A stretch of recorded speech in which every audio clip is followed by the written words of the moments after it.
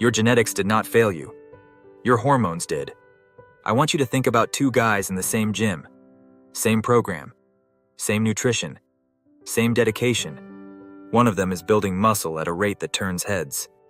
The other one is grinding for months and barely moving the needle. Same effort. Completely different results. Most coaches will tell you the difference is the program, or the diet, or the sleep. And those things matter. But none of them are the real answer. The real answer is hormonal environment. Your body is a construction site, and your hormones are the contractors. Without the right contractors on site, it does not matter how much raw material you bring in. The bricks sit there. The protein does not get built into muscle. The training signal does not translate into hypertrophy. You stay stuck. And here is what nobody in the mainstream fitness world is being honest about in 2026. The search term peptides just overtook Ozempic on Google Trends. The fastest growing segment of the men's health market is peptide therapy and natural testosterone optimization. Millions of men are already experimenting with this, most of them blindly, dangerously, without understanding the actual science. I'm going to change that today. This is the complete Muscle Hormone Blueprint. We are going to cover exactly how your two most critical anabolic hormones, testosterone and growth hormone, actually work inside your body, what is silently destroying them right now, which peptides have real science behind them, and how they work at the cellular level, which natural testosterone compounds are backed by actual human trials, how to think about stacking them intelligently, and what the supplement industry and the gray market vendors are hiding from you. No hype, no sales pitch, just the biology, the evidence, and the protocol. Welcome to BioOptimize Lab. Let's build. Section 1. The two hormonal levers that control everything. Before we talk about peptides and supplements, you need to understand the architecture of muscle growth at the hormonal level. Because if you do not understand the system, you will never know which lever to pull. Your body uses two primary hormonal pathways to build muscle. The first is the testosterone and androgen pathway. Testosterone is the master male hormone. It binds to androgen receptors inside your muscle cells and directly upregulates protein synthesis, the process of building new muscle tissue. It increases nitrogen retention in muscle, which is a direct anabolic signal. It reduces muscle breakdown by opposing the catabolic hormone cortisol. It drives satellite cell activation, which is how your muscles repair and grow after training damage. And it affects your central nervous system, increasing aggression, drive, and the ability to train at high intensity. Your free testosterone, the fraction not bound to sex hormone-binding globulin, which is SHBG, is the number that actually matters for muscle building. Total testosterone can look fine on paper while free testosterone is low, because SHBG is grabbing too much of it. We will come back to that. The second pathway is the growth hormone and IGF-1 axis. Growth hormone is released from your pituitary gland in pulses, primarily during deep sleep and immediately after high-intensity exercise.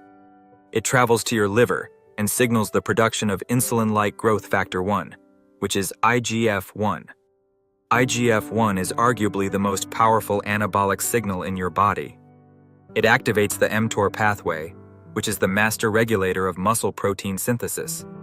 It drives satellite cell proliferation. It promotes hyperplasia, the creation of new muscle fibers. And it accelerates recovery by stimulating collagen synthesis and tissue repair throughout the body. These two pathways are not independent. They interact. Testosterone increases GH pulsatility. Optimal GH and IGF-1 levels make androgen receptors more sensitive to testosterone. When both are optimized simultaneously, the anabolic effect is synergistic, not additive. And here's the brutal reality that most men are sitting with right now. Average testosterone levels in men have been declining for decades. Studies show that a man in his 30s today has significantly lower testosterone than a man the same age 30 years ago, independent of body weight, health status, or lifestyle. Chronic stress keeps cortisol elevated, which directly suppresses testosterone. Poor sleep decimates growth hormone output because the biggest GH pulse of the day happens in the first 90 minutes of deep sleep. Processed food, endocrine-disrupting chemicals in plastics, seed oils, and sedentary work environments are all pushing your hormonal environment in the wrong direction. You are not just fighting your genetics in the gym. You are fighting a modern environment that is actively working against your hormones. That is the problem. Now let's talk about the solutions. Section 2. What are peptides and why are they not steroids? I need to address this head-on because the confusion is everywhere, and it is costing people money, results, and in some cases, their health. Peptides are not steroids. A steroid, anabolic steroids like testosterone enanthate, nandrolone, trenbolone, works by introducing an exogenous hormone directly into your bloodstream. Your body stops producing its own testosterone because the feedback loop detects the external supply and shuts down natural production. Your HPTA, the hypothalamic pituitary testicular axis, goes offline. This is why post-cycle therapy exists. The suppression is real, the recovery can be incomplete, and the long-term consequences of repeated cycles are well documented and serious. A peptide is a chain of amino acids. Your body is full of them. They function as signaling molecules. They tell your body to do something. They do not replace your hormones. They stimulate your own biological systems to produce and release more of your own hormones. That is a fundamentally different mechanism. The peptides we are going to talk about today work primarily on the growth hormone axis. They are called growth hormone secretagogues, GHS for short. They signal your pituitary gland to release more of your own growth hormone in its natural pulsatile rhythm. They do not inject GH into your body from outside. They unlock your own production. That distinction matters enormously for both safety and how the body responds. Now, critical context before we go any further. The peptides we are discussing today are not FDA approved for general use. Most of them are research compounds. Some are available through compounding pharmacies with a prescription in certain jurisdictions. The gray market for unregulated peptide products is enormous and genuinely dangerous. Products with contaminated synthesis, incorrect dosing, no quality control. This is an area where you need medical supervision, blood work, and a qualified provider. I will say that multiple times in this video because it is true and it matters. With that context firmly established, let's look at the science. Section 3. The peptide science. What actually works and how. Let's go through the main peptides that have legitimate research behind them and are most relevant to muscle growth and body composition. The first and most important stack is CJC-1295, combined with Ipamorelin. These two work together and are almost always discussed as a pair because their mechanisms are complementary in a way that produces a synergistic effect. CJC-1295 is a synthetic analog of growth hormone-releasing hormone, GHRH. GHRH is the signal your hypothalamus sends to your pituitary to release GH. CJC-1295 mimics that signal with a longer half-life, meaning the pulse of GH release it triggers is more sustained. Human data, and this is important, this is not just rodent data, shows that CJC-1295 increases plasma GH concentrations and elevates IGF-1 levels for several days after a single injection. IGF-1 is the downstream marker we care about because it directly drives muscle protein synthesis through the mTOR pathway. Ipamorelin is a selective GH secretagogue. It mimics G-relin, which is another GH-releasing signal, but it is highly selective, meaning it triggers GH release without significantly raising cortisol or prolactin, which are two hormonal responses you absolutely do not want elevated. That selectivity is why Ipamorelin has a cleaner side effect profile than older GH secretagogues like GHRP2 or GHRP6. When you combine CJC-1295 and Ipamorelin, you are hitting two separate GH release mechanisms simultaneously. The CJC-1295 amplifies the signal. The Ipamorelin provides the pulse. Together, they produce a more robust and more sustained elevation of your own GH output than either compound alone. This is the most evidence-supported peptide approach for body composition and muscle growth optimization when used under clinical supervision. The second peptide worth understanding in detail is BPC-157, Body Protective Compound 157.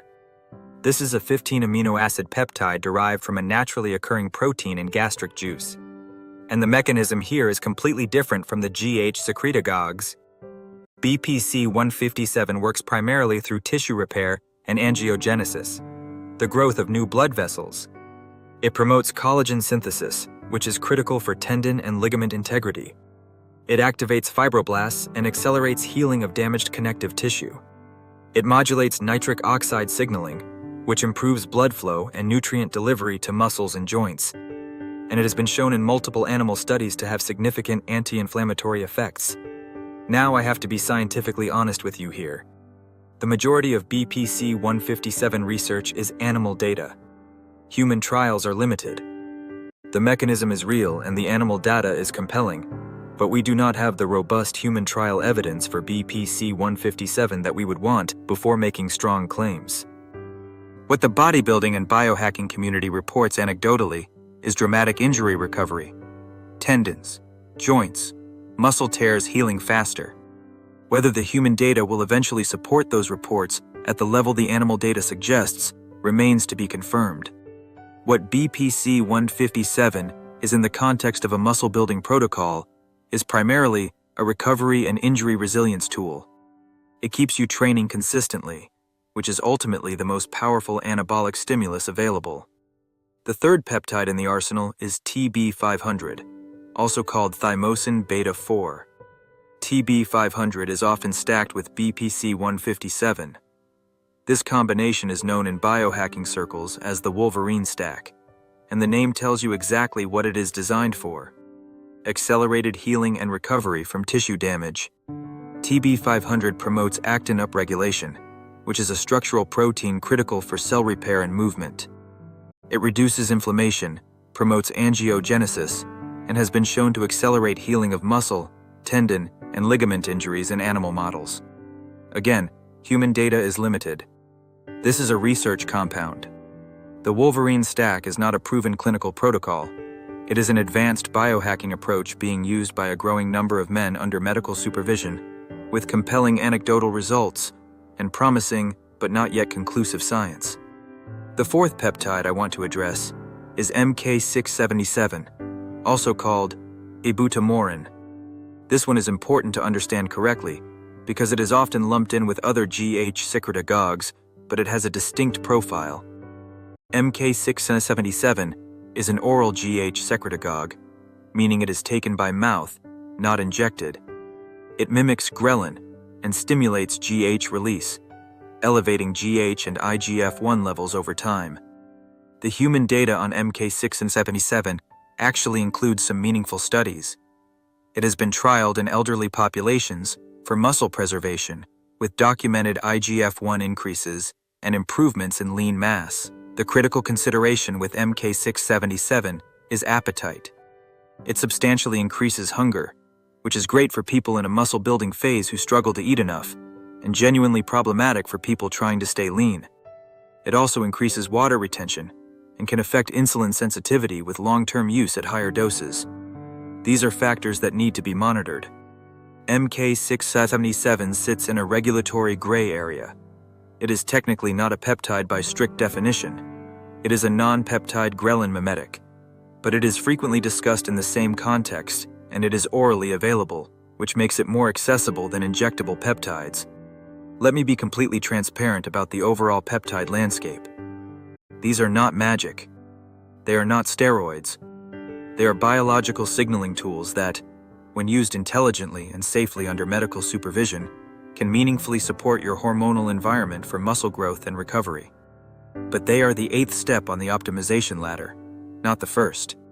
If your sleep is broken, your cortisol is through the roof, your nutrition is inconsistent, and your testosterone has never been measured, fixing those things first will do more for your muscle growth than any peptide protocol. Section 4. The Natural Testosterone Protocol. What actually has human data? Now let us shift to the testosterone side of the equation. And I want to be very precise here, because the natural testosterone supplement space is full of predatory marketing and wishful science. Let me tell you what does not work first, so you stop wasting money. Tribulus terrestris has been used in marketing for decades, with claims of testosterone boosting. The human data says it does not raise testosterone in healthy men with normal levels. It may improve libido through other mechanisms, but if you are buying it expecting it to raise your T, you are being misled. Most proprietary testosterone booster blends on the market are underdosed cocktails of marginally effective compounds wrapped in aggressive branding. The doses of active ingredients are often a fraction of what was used in the clinical studies that showed any effect. Now, here is what does have legitimate human evidence behind it. Tongkat Ali, also known as Eurycoma longifolia, or Malaysian ginseng, is the most evidence-supported natural testosterone optimization compound available. A 2022 meta-analysis examining 9 high-quality human studies found that both healthy men and men with clinically low testosterone who supplemented with Tongkat Ali showed measurable improvements in total testosterone levels. The mechanism is primarily SHBG suppression. Tongkat Ali increases the proportion of free, bioavailable testosterone by reducing the amount that gets bound up by sex hormone-binding globulin. It does not dramatically spike your total testosterone. What it does is make more of what you have actually available for your androgen receptors to use. The caveat here is dosing and standardization. The research uses extracts standardized to a specific concentration of urocomanone, the active compound. A product that lists Tongkat Ali extract without specifying the standardization and dosage is telling you nothing useful. You need a standardized extract, typically at 200 to 400 milligrams daily, from a quality manufacturer. The second compound with strong human evidence is ashwagandha, specifically the KSM-66 or sensoril extract forms, which are the standardized, research-backed versions. Ashwagandha is an adaptogen, which means its primary mechanism is cortisol regulation. And cortisol is one of testosterone's biggest enemies. When chronic stress keeps cortisol chronically elevated, testosterone production is suppressed. This is a direct, well-documented biochemical relationship. Ashwagandha has been shown in multiple human trials to reduce cortisol levels by 15 to 20%, and in doing so, it creates the hormonal environment for testosterone to rise. One study found that men taking 600 milligrams of ashwagandha extract daily for 8 weeks experienced a nearly 15% increase in testosterone and an 18% increase in DHEAS compared to placebo. These are meaningful numbers for a natural compound. Beyond testosterone, ashwagandha also has direct evidence for improvements in muscle strength and recovery, VO2 max, and exercise performance. It is one of the few adaptogenic compounds where the human data actually holds up across multiple independent trials. The third category is micronutrient optimization, and this is where most men are bleeding performance without knowing it. Zinc is a direct cofactor in testosterone synthesis. Zinc deficiency, which is common in active men who sweat heavily, measurably depresses testosterone levels. The fix is straightforward: adequate zinc intake from food or supplementation. But the form matters. Zinc picolinate and zinc bisglycinate have superior absorption compared to zinc oxide, which is what most cheap multivitamins use. Magnesium is another critical testosterone cofactor that is chronically underconsumed. Magnesium plays a role in reducing SHBG binding, which means it can increase free testosterone availability. Magnesium glycinate at 300 to 400 milligrams before bed also substantially improves sleep quality. And that matters because the largest testosterone pulse of the day happens during deep sleep. Fix your magnesium. Fix your sleep. Fix your testosterone. 3 wins from 1 intervention. Vitamin D3 functions more like a hormone than a vitamin. Vitamin D receptors are present in the tissues that produce testosterone. Multiple studies link low vitamin D levels to low testosterone, and supplementation in men who are deficient has been shown to increase testosterone. Given that the vast majority of people in modern indoor lifestyles are chronically deficient in vitamin D, this is low-hanging fruit with no downside. Boron is a trace mineral with emerging evidence for testosterone optimization. It appears to reduce SHBG and free up bioavailable testosterone. The evidence is not as strong as Tongkat Ali or ashwagandha, but the safety profile is excellent, and the cost is negligible. At 6 to 10 milligrams daily, it is a reasonable addition to an optimization stack. Section 5. The silent testosterone killers. What you need to eliminate. First, I want to dedicate serious time to this section because optimizing with supplements while your lifestyle is destroying your hormones is like bailing water out of a sinking boat. You have to plug the leaks first.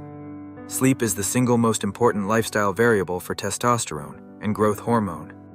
Your body produces the majority of its daily testosterone during sleep. Your pituitary fires its biggest GH pulses in the first 90 minutes of deep, slow-wave sleep. One study showed that sleeping only 5 hours per night for 1 week reduced testosterone in young, healthy men by 10 to 15%. 1 week. If you are chronically undersleeping, no supplement stack on earth is going to compensate for that deficit. Chronic cortisol elevation is the second killer. Cortisol and testosterone exist in a direct opposing relationship. When one is chronically high, the other is chronically suppressed. The modern stress load, financial pressure, work pressure, information overload, social anxiety, keeps cortisol elevated in most men far above the levels the body was designed to sustain. This is where ashwagandha earns its place. But lifestyle interventions, breathwork, meditation, deliberate recovery, social connection, are the deeper fix. Body fat percentage is the third silent killer, and it works through 2 mechanisms. First, adipose tissue, fat cells, contain aromatase enzyme, which converts testosterone into estrogen. The more body fat you carry, especially visceral fat around the organs, the more of your testosterone is being converted into estrogen. Second, obesity and insulin resistance directly suppress LH and FSH production, the pituitary hormones that tell your testes to produce testosterone. Being significantly overweight is one of the most powerful testosterone suppressors a man can have. Alcohol consumption, even at moderate levels, suppresses testosterone through multiple pathways. It increases cortisol. It damages Leydig cells in the testes, which are the testosterone-producing cells, and it disrupts sleep architecture, killing your GH pulse. There is no clever supplement that counteracts this. If testosterone optimization is a priority, alcohol has to be addressed honestly. Endocrine-disrupting chemicals, BPA from plastics, phthalates from personal care products, pesticide residues, are increasingly recognized as genuine hormonal disruptors. The research on their impact is still evolving, but the precautionary principle applies. Glass containers, filtered water, organic produce where budget allows, and switching to clean personal care products are all reasonable steps with no downside. Section 6. The complete muscle hormone stack. Building it layer by layer. Here is where everything comes together into a practical protocol. I'm going to give you this in tiers, because not everyone is starting from the same place, and trying to implement everything at once is a recipe for confusion and failure. Tier 1 is the foundation. This is non-negotiable, and it costs almost nothing. Before anything else, you optimize sleep, 7 to 9 hours, consistent schedule, cold dark room, no screen 60 minutes before bed. You eliminate or dramatically reduce alcohol. You get your blood work done, testosterone total and free, SHBG, IGF-1, vitamin D, zinc, magnesium, cortisol. You cannot optimize what you have not measured. And you fix your micronutrients. Vitamin D3 at 2,000 to 5,000 IU daily depending on your blood levels, magnesium glycinate at 300 to 400 milligrams before bed, and zinc picolinate at 15 to 30 milligrams with food. Implement Tier 1 for 60 days before doing anything else. Many men will see dramatic improvements in energy, strength, libido, and body composition just from fixing these fundamentals. Your hormones are not broken. They are suppressed by a broken environment. Fix the environment first. Tier 2 is the natural optimization layer. Once your foundations are solid and your blood work gives you a baseline, you add the evidence-backed herbal compounds. Tongkat Ali standardized extract at 200 to 400 milligrams daily, taken consistently, not cycled. Ashwagandha KSM-66 at 600 milligrams daily. I prefer the morning dose to blunt the cortisol awakening response that spikes in the first hour after waking. Boron at 6 to 10 milligrams daily with food. Give Tier 2 60 days with retesting. Pull your free testosterone, total testosterone, and SHBG again. If you have done Tier 1 and Tier 2 correctly, most men will see measurable improvement in their hormonal profile. This is the protocol that works for the vast majority of men before you ever consider anything more advanced. Tier 3 is where peptides enter the picture, and I want to be completely direct about what this means. This tier is for men who have optimized their foundations, have clean blood work, understand the regulatory landscape of these compounds in their jurisdiction, and are working with a qualified medical provider who can prescribe, supervise, and monitor appropriately. The entry-level peptide approach for muscle building and body composition is CJC-1295 combined with Ipamorelin, used 5 nights per week, administered subcutaneously before sleep to synchronize with your body's natural GH pulse, at doses typically in the range of 100 to 200 micrograms of CJC-1295 and 200 to 300 micrograms of Ipamorelin. The goal is not to create supraphysiological GH levels. It is to restore the upper end of your natural, age-appropriate GH output that has likely been suppressed by stress, poor sleep, and age. IGF-1 is the monitoring marker. You test at baseline and at 8 to 12 weeks. MK677 is an oral alternative worth considering if injectable peptides are not accessible or desirable. It elevates GH and IGF-1 meaningfully, has human data, and can be used at 10 to 25 milligrams daily. The trade-off is increased appetite and potential effects on fasting blood glucose with long-term use at higher doses, both of which need monitoring. BPC-157 and TB-500, the Wolverine Stack, are best considered as injury recovery and resilience tools rather than direct muscle-building compounds.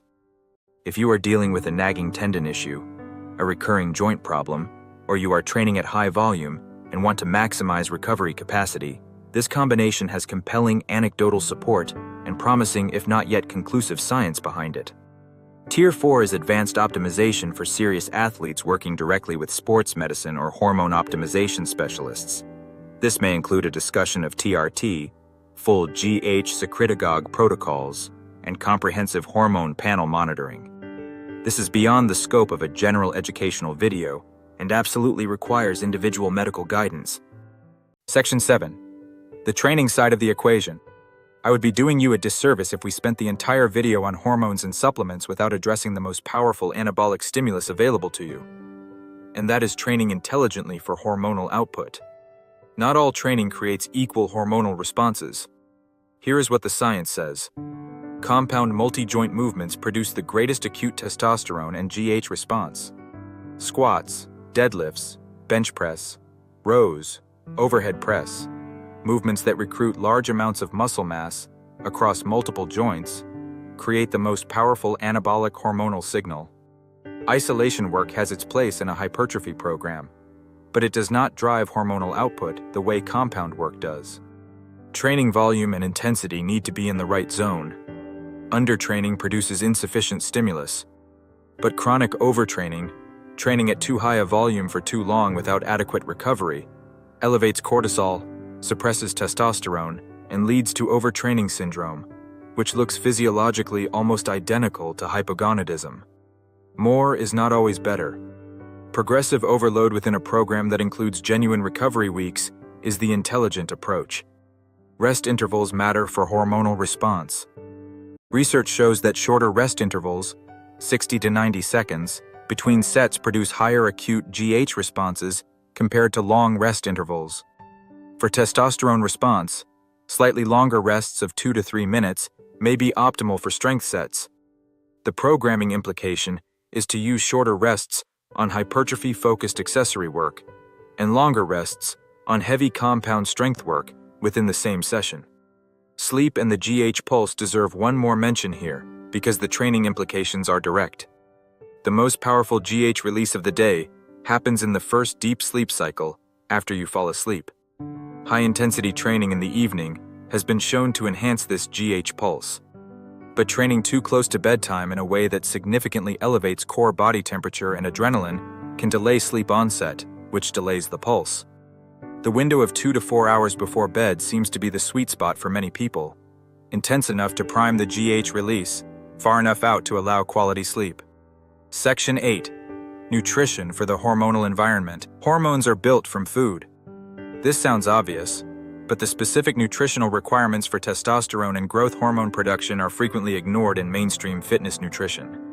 Testosterone is a cholesterol-derived steroid hormone. You cannot make adequate testosterone without adequate dietary fat and cholesterol intake. Very low-fat diets consistently show testosterone suppression in research. Men need dietary fat, specifically saturated and monounsaturated fats from quality sources like eggs, red meat, olive oil, and avocados, to support robust testosterone production. The fear of dietary fat and cholesterol that dominated the last several decades of nutritional advice has almost certainly contributed to the decline in male testosterone levels at a population level. Protein is the raw material for muscle protein synthesis, but it also matters for GH signaling. IGF-1 production is dependent on adequate protein intake.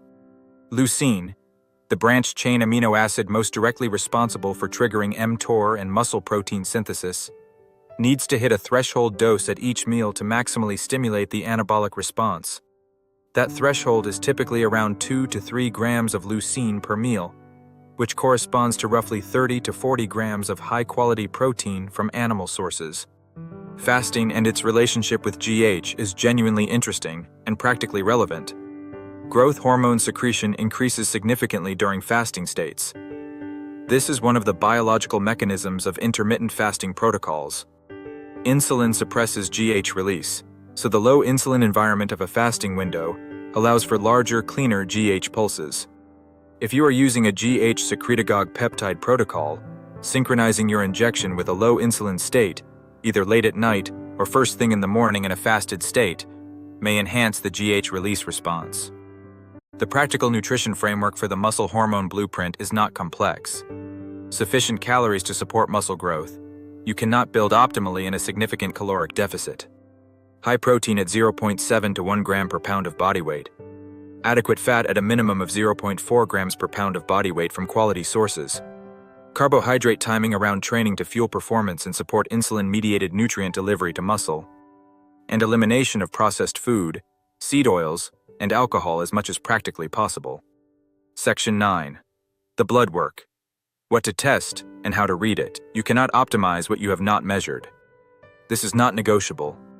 If you are serious about this protocol, you need a baseline panel and you need to know how to read it. The essential testosterone panel includes total testosterone, free testosterone, and SHBG. Total testosterone gives you the big picture. Free testosterone tells you how much is actually available for your androgen receptors. SHBG tells you why the ratio is what it is. Most men are surprised to find their total testosterone looks acceptable, but their free testosterone is low, because high SHBG is binding too much of it. This is where Tongkat Ali and boron, which reduce SHBG, become directly actionable. The growth hormone panel centers on IGF-1. Because GH itself is pulsatile and clears from the blood quickly, a single GH measurement is not clinically useful. IGF-1 is the stable downstream marker that reflects your overall GH output over time. Get a baseline. If you pursue a peptide protocol, retest at 8 to 12 weeks. The goal is the upper end of your age-appropriate reference range, not above it. Additional markers worth including are estradiol, because as discussed, elevated body fat drives aromatization of testosterone to estrogen, and this needs to be monitored. LH and FSH, which tell you whether low testosterone is a primary testicular issue or a secondary signaling issue, a comprehensive metabolic panel to assess liver and kidney function, especially if considering any supplementation, and a complete blood count. Vitamin D and zinc levels are worth testing specifically because deficiency is so common, and the supplementation intervention is so straightforward and impactful. Understand the difference between being told your numbers are in the normal range and actually being optimal. The normal range for testosterone includes a massive population variation. A man at the bottom of normal will feel completely different from a man at the top of normal. Know where you actually are and what direction you are moving. Section 10. The full protocol summary and practical implementation. Let me put this all together in a clear, actionable framework you can start working through today. Phase 1 is the audit. Get your blood work. Total testosterone, free testosterone, SHBG, IGF-1, vitamin D, zinc, estradiol, LH, FSH, comprehensive metabolic panel. This is your baseline. Do not skip this. It is the difference between optimizing intelligently and guessing expensively. Phase 2 is the lifestyle foundation. 60 days minimum. Sleep optimized. 7 to 9 hours. Consistent schedule. Dark cold room. No screens before bed. Alcohol minimized or eliminated. Training 3 to 5 days per week with compound movements as the foundation. Caloric intake supporting muscle growth. Stress management deliberately practiced. Phase 3 is micronutrient correction, based on your blood work results. Vitamin D3 at 2,000 to 5,000 IU daily. Magnesium glycinate, 300 to 400 milligrams before bed. Zinc picolinate, 15 to 30 milligrams with food. These are baseline corrections, not advanced optimization. Most people need them. Phase 4 is natural hormonal optimization. Tongkat Ali standardized extract at 200 to 400 milligrams daily. Ashwagandha KSM 66 at 600 milligrams in the morning. Boron at 6 to 10 milligrams with food. Retest your blood panel at 60 days. Track the numbers, not the feelings. Phase 5 is advanced hormonal optimization, and this requires working with a qualified provider. This is where CJC-1295 and Ipamorelin enter the picture for men who have optimized their foundations and want to push their growth hormone axis further. It is where MK677 becomes a consideration. It is where BPC-157 and TB-500 get discussed for recovery enhancement. And it is where the conversation about TRT may be appropriate for men who have optimized everything else and still show clinically low testosterone. Everything in Phase 5 requires medical supervision. Blood work monitoring throughout. No gray market sourcing. No bro science dosing. This is precision biology, and it deserves precision execution. The men who will get the most from this protocol are the ones who respect the sequence. Build the foundation. Measure everything. Optimize systematically. Add complexity only after the fundamentals are dialed in. That is not the exciting answer the internet wants to sell you, but it is the honest one, and it is the one that actually works. Your genetics are not the ceiling. Your hormonal environment is. And your hormonal environment, unlike your genetics, is something you can actually engineer. Build the environment. Build the muscle. This is the Muscle Hormone Blueprint. I will see you in the next one.